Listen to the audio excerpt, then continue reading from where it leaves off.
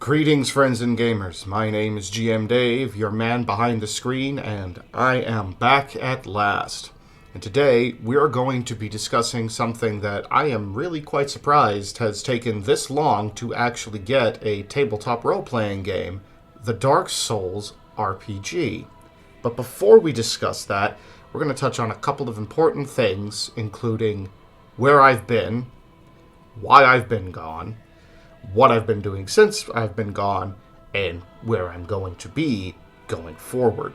So, without any further ado, let's go ahead and get that done. And for those of you who want to skip these announcements, I'm going to include a timestamp both here on the screen and in a pinned comment down below, so we can skip ahead to the discussion on the upcoming Dark Souls tabletop role-playing game. But before then, announcement time, and I'm going to try to keep this very brief. Starting with, first and foremost, where have I been for the last 3 months? Because really, this is the most important thing that needs to be addressed.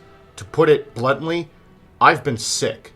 I've basically been constantly sick since November, and for those few of you out there who have seen the 2 Gatekeeper streams that I joined in on during that period, well, you probably saw and heard me coughing multiple times throughout those streams. It wasn't fun. November was a bronchial infection that lasted for about 3 weeks and gave me a dry cough for almost 2 full months, and then middle of January, I caught the coof. So yeah.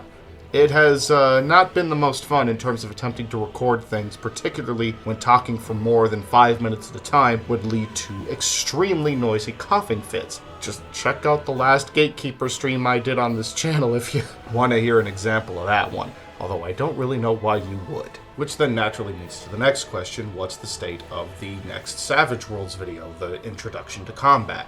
Well, we are still working on that one. I have a script written that I am been retooling, and over this next week we're going to put some hard focus on getting that script finalized so that this weekend we can get the video recorded and be ready to be posted a week from this coming Saturday. So look forward to that. You can also look forward to that basically being the new posting schedule. Every 2 Saturdays, you're gonna get a new video. Starting the 19th, every 2 weeks on Saturday, we're gonna have a new video up on this channel. But that's not the only change that's happening here, because I've also expanded my new tech presence. I am now going to have a presence on both Odyssey and Rumble, and we're going to be refocusing our presence on Minds.com, which I will admit I have been very neglectful on over the past few months. Social media, it's not really my thing, so it's kind of a chore to get myself to really do that, but hey, we want this channel to grow, so we're going to double down the effort and refocus on that as well. So if you're interested in following me on any of the new tech platforms, and I highly recommend you do, because probably starting early next month, we're also going to be doing smaller videos more akin to this one that are going to possibly be new tech exclusives. So make sure then that you open up the description box down below or take a look at the pinned comment and follow me on Odyssey, Minds, and Rumble for those exclusive videos. And with the announcements now good and out of the way, we can at last talk about Steamforged Games' upcoming Dark Souls tabletop role-playing game, which, as I mentioned earlier, yeah, I'm surprised as hell that that hasn't already happened. That world has just been rife for that possibility pretty much since those games became popular, so I don't know what took so long, but hey, it's finally happening, so there we go. But the news wasn't all good. So basically, last month on the 27th of January, Steamforged Games officially announced that they are releasing and developing a Dark Souls tabletop role-playing game, which is fantastic news for the fans, potentially. The reason I say potentially is because there was one really big red flag that came up, and that was that this game is going to be using, as they put it, the 5th edition engine. 5th edition meaning, of course, Dungeons & Dragons 5th edition. Now, I want to clarify, this does not mean that the Dark Souls RPG is going to be a 5th edition supplement. Steamforged Game has been very clear that this is a standalone RPG. It's just using the 5th edition version of the D20 system to run it, but that by itself raises some serious questions. The biggest one being, how are you going to capture that distinct, dangerous feel of Dark Souls, that trial and error style of gameplay loop that Dark Souls is so well known for with a system that not only front loads the players with a lot of power, but an immense amount of survivability. It just goes counter to the Dark Souls feel. So how on earth is that gonna work? Well, come the 3rd of this month, the 3rd of February, Steamforged Games released another developer blog explaining some of the ideas they were working with to heavily alter the way the D&D 5e D20 system works in order to make it work more for Dark Souls and give it more of that feel. And in their words, over many months and conversations that went well into the night, we cut 5e to ribbons before reanimating it by the bonfire. Which is all very nice and flavorful, but what does that actually mean? And is that supposed to inspire confidence in us, the potential player base, that these guys are the right guys for the job? Well, in answer to that latter part, allow me to remind everybody that Steamforged Games is the company that produced and released the Dark Souls board game as well as the Dark Souls card game. So they do have experience converting Dark Souls as a series into tabletop gaming formats. And from what I've heard from people, the games do pretty well. You know, they're pretty faithful to the series. Unfortunately, I can't speak from personal experience because I haven't had the chance to play either of them, but yeah, they seem to be pretty well received. So at least in the sense that these guys are passionate about the Dark Souls series and care about capturing that feel, we know they want to do that, so we can give them that much at least. Now, in terms of how they plan to actually make that feel work within the 5e D20 framework, well, they apparently have made quite a few changes to the system, as hinted at by that statement of cutting 5e to ribbons. And in that developer blog that they released on the 3rd, they discuss some of those mechanics. By the way, I will have a link to that blog in the pinned comment down below on YouTube, as well as in the description of the video, so if you want to read it for yourself and get a clearer idea of what they're talking about, you can read it for yourself, and I highly recommend that you do. Now, in this blog, they discuss 4 key mechanics that they are changing. The first being position, which I will explain shortly. The second being the bloodied mechanic, which again, I will explain shortly. Third being their changes to the magic system, and then fourth being how they're going to handle death and dying, and something else that's very important to Dark Souls, rebirth. So let's just go ahead and go in order and get started with position. So what the hell is position? That is not a term in Dark Souls apart from, positioning yourself in combat. There's no stat called position. There's no health bar or resource bar called position, and yet that's what position effectively is for the Dark Souls RPG.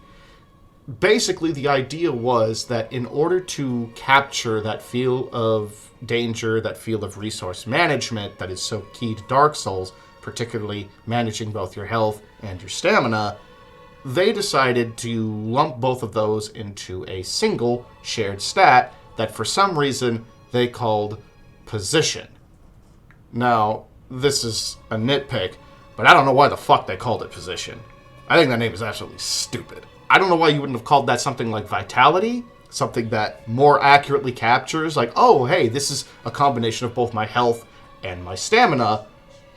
But sure, whatever, it's called position. The important thing is, what does position do? What does it represent? Well, like I mentioned, it's supposed to effectively be the merger of health and stamina from Dark Souls, which means that, yeah, this is how they're solving for the fact that there is no stamina stat in 5th edition. And as Steamforged Games explains, they did not want to add stamina as a stat because that would just increase the bookkeeping you'd have to do. That would just add a whole second level of bookkeeping that you had to keep track of in every fight, which would slow things down. So instead, they opted to combine the 2 stats together into one and make it so that not only does position represent your health, meaning that, yeah, when you're reduced to 0 position, you're dead, but you could also strategically use it as a resource to spend it on ways to enhance your attacks, ways to enhance some of your spells, and ways to actually cast certain particularly powerful spells, which again is mentioned later on in the magic section, which we'll cover shortly. And just like with your health in D&D and most other tabletop role-playing games, as you level, your position is going to gradually increase. So yeah, on the whole, this sounds like a pretty decent way of covering both the issue of having to manage your health and your stamina as you would in Dark Souls without increasing the bookkeeping.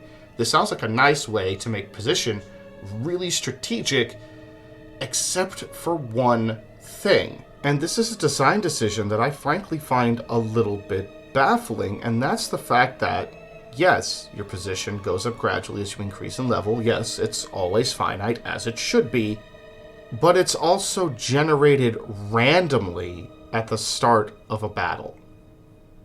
What? Why? That is not an element that has ever been part of Dark Souls. Your stamina and your health is not something that just randomly is generated when you get into a fight. It's something that you manage between the fights and during the fights, actively. So, why are we making it random? Now, I don't want to go too hard on this one aspect because we don't have the book yet. It hasn't been released. We don't exactly know how it's going to be randomly generated. And I'm sure that the idea is supposed to be, hey, this is going to represent those accidental times where, oh, you missed a trap, you triggered a trap, oh, you slipped off the edge and hurt yourself a little bit. Those random little things, those little mistakes that you make in Dark Souls. But the thing is, those little accidents in the video game, those aren't just an entirely random happenstance. That's a mistake made by the player. That's part of why and how the player has to manage their health and stamina. Randomly generating the stat at the start of a battle, that doesn't make any sense to me. That's never been an aspect of the game. And it really just feels like an aspect that was put in this just to make the game feel harder. Whether or not I'm right on that, we'll have to wait and see. But this idea right now, as it's presented in the blog, I am not a fan of it. However, an idea they presented that I am a fan of is the next mechanic on the list, Bloodied. Now, any one of us who has played Dark Souls, we know those moments in a fight, particularly a big boss fight, where the boss hits a certain amount of health, and then, surprise, new mechanics, or sometimes completely new fighting style altogether. The Bloodied mechanic is meant to represent that. Bloodied, as they put it, simulates the nail-biting experience on the tabletop. When a boss is reduced to half their starting position, they gain new abilities, some of which are particularly formidable. However, it is not all bleak, because Bloodied can apply to the players also, albeit the players are going to get much smaller bonuses according to the developer blog. Now, what these bonuses and what these changes are going to represent, how impactful will be, once again, waits to be seen. We don't have the book yet. But as a general idea, yeah, this is a cool one. This is very Dark Souls in its feel, as is the changes to magic. Vancing and magic in the Dark Souls TTRPG is out. It's gone. They removed it entirely because that is not how magic works or feels in the Dark Souls universe. Instead, they drew inspiration direct from the video game, which for some might be a red flag, considering things like Fallout RPGs have tried doing this in the past to very mixed success. However, the idea they're playing with here, at least how it's presented so far, sounds promising. And that idea is the import of the attunement system from Dark Souls. So magic users are going to have a certain number of attunement slots, and each spell they have and use is going to take up a certain number of those slots. Assuming it works like it does in the game, you'll be able to swap those slots out, attune certain spells to your character, presumably for that day or at least until you can rest at another bonfire, something like that. If they're sticking close to the game, it'll be the next time you rest at a bonfire, you have a chance at reattuning your spells. And just like in the game, this is going to apply to anyone who wants to cast spells, miracles, or pyromancies. And these can all do some pretty spectacular stuff, but not only do they have a specific number of casts they can use before you are spent until, presumably again, the next time you rest at a bonfire, but some spells are going to require the use of position either to cast entirely or to further accentuate their effects, so there's going to be a bit of a balancing act involved with using them. And I have to say that on the whole, without having this in my hand to actually test, this sounds really promising. This really sounds like a good way to make magic, as it works in Dark Souls, translate to the tabletop setting. This one, I'm excited for. Just like I'm excited for the changes involving death, because, as it should be, in the Dark Souls role-playing game, there will be no death saves. If your position reaches 0, you're dead. Until you respawn at the bonfire, which again is very appropriate to the video games. So what then is the punishment? Death is not a permanent thing in Dark Souls, and it is not going to be a permanent thing in the Dark Souls tabletop game, so how then is death going to be a punishment? It's not a situation like your character has died, so now you either need to find the means to resurrect them, or you need to roll up a new character. Instead, they're going to draw inspiration once more directly from the games. You will lose all the souls that you have collected up to that point.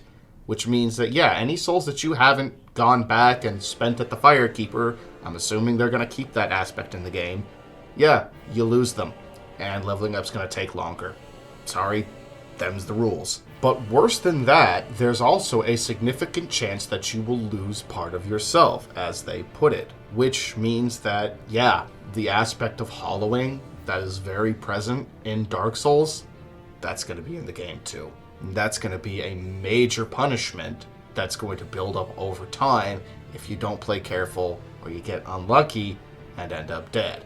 But from how they describe it, it's not going to be an immediate thing. It's a risk that you're going to be whittled away over time until you finally become a mindless hollow. Now, on the whole, I like what they are doing here with Death and Rebirth. The only thing that I'm not the biggest fan of is the quick note that they leave about halfway through, and that is that if during a combat half of the party dies, then the whole party automatically fails and wakes up at the bonfire soulless and needing to start over again. Well, just like randomizing position at the start of a fight, I'm not really a big fan of this because part of the fun, part of the experience of Dark Souls is taking on these challenges that seem beyond your ken, learning a little bit more, getting better, and then overcoming them. That's going to be a little bit more difficult to translate into the tabletop format, but a party working strategically, even if things happen to go wrong, if you've got a group of 4 and 2 of them die, well, you still got 2 people standing that are perfectly capable of fighting on. So I just personally don't really see the point in saying, oh, 2 of the 4 died. Sorry, game over. You all have to restart. For me, no. I'm going to remove that rule when I play, and I'm going to let the entire party fight on to the bitter end. Give them that chance to see if they get lucky or they manage to pull something really cool off and overcome the challenge against the toughest odds. Let them fight it out. Don't just say, you lost, start over, back to the bonfire because 2 of 4 died. And that basically covers this look into some of the changes they have made to the 5e D20 system for this Dark Souls RPG. And while, yes, as I noted, there's a couple things here that I don't like and I don't agree with, I have to say that on the whole, this does sound promising. Now, will these translate well? We don't know. Again, we don't have the book yet, but new developer blogs are going to be released. I'm going to be keeping an eye on this one because, yeah, this is a project that I've wanted to see happen for a while. So I'm very interested to see where this one goes. And I probably will be picking up a copy when it is released and doing a review of it here on my channel whenever that happens. In the meantime, on the whole, I would say I'm cautiously optimistic for their approach. It seems like they've got a pretty good idea of how they want to implement these systems and how they're going to try to make the D20 system work for Dark Souls. Will they be successful? Well, we have to wait and find out. But for me, from what I'm reading here, cautiously optimistic, though it's far from perfect. And that's all I have for you today, friends and gamers of all stripes. So what are your thoughts? Do you think this sounds promising? Do you think that the changes that Steamforged Games is apparently planning to make, or at least the ideas that they're presenting, are going to make for an effective Dark Souls RPG? Or do you think that the D20 system is just the wrong fit for a Dark Souls RPG? Please let me know what your thoughts are in the comments down below. Subscribe and like the video if you enjoyed this and would like to see more. Follow me on my social media and new tech presences especially. You can find, again, the links for those in the descriptions and pinned comment on YouTube down below. And while you're down there, consider giving a read to my monthly fantasy adventure webcomic, Phoenix Rising, which you will also find linked in the description. And with that, now said and done, once again, friends and gamers of all stripes, my name is GM Dave, I am your man behind the screen, and remember that in the world of tabletop games, you don't want to just sit back and watch, but get in there and game. Have a good one.